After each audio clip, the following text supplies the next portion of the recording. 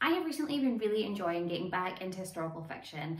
I went off it for a little bit after I finished my undergraduate degree because it was a history degree, but I'm feeling very much in the mood to get back into the past, and so I've picked up 5 historical fiction books recently that I'm very excited about, and I'm just going to haul them just now. The first book that I have to haul is The Paris Library by Janet Skeesline Charles. I'm definitely not pronouncing that name correctly, but I'm just going to roll with it. This is, of course, a historical fiction novel which follows 2 narrative threads. The first follows Odile in the year 1939. She lives in Paris and has a job at the American Library in Paris, and everything seems to be going absolutely perfectly for her. She's living the life that she's always wanted until war breaks out, which threatens not only her life, but also the life of her books.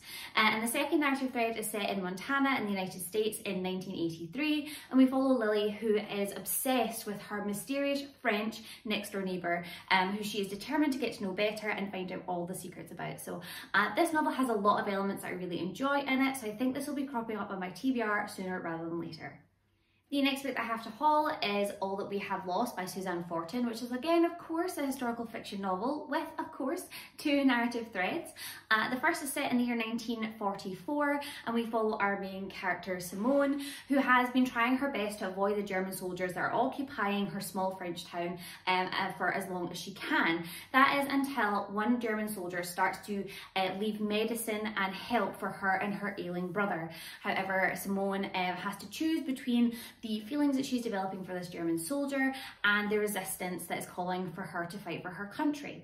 The second narrative thread is set in 2019 and follows Imogen, whose husband has just passed away, so she decides to move to France and buy a French chateau in order to realise a dream that she and her husband had together.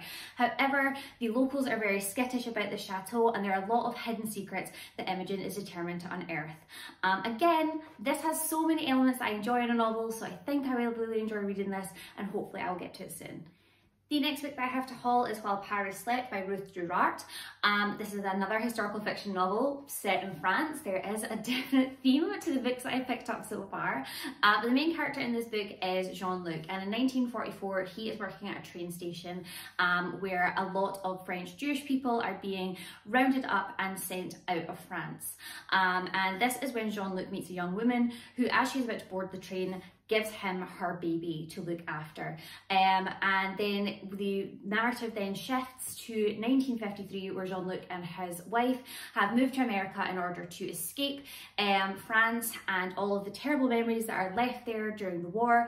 And everything seems to be fine until the United Nations shows up and has questions for Jean-Luc. I really enjoyed this mystery element, so I'm hoping that I'll pick this up soon and I will really like it. However, it is a little bit chunky, so it might not crop up too soon.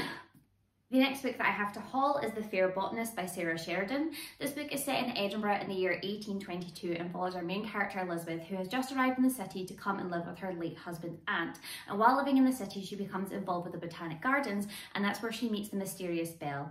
The pair quickly strike up a friendship, but it becomes quickly clear to both of them that Belle is not everything that she seems to be.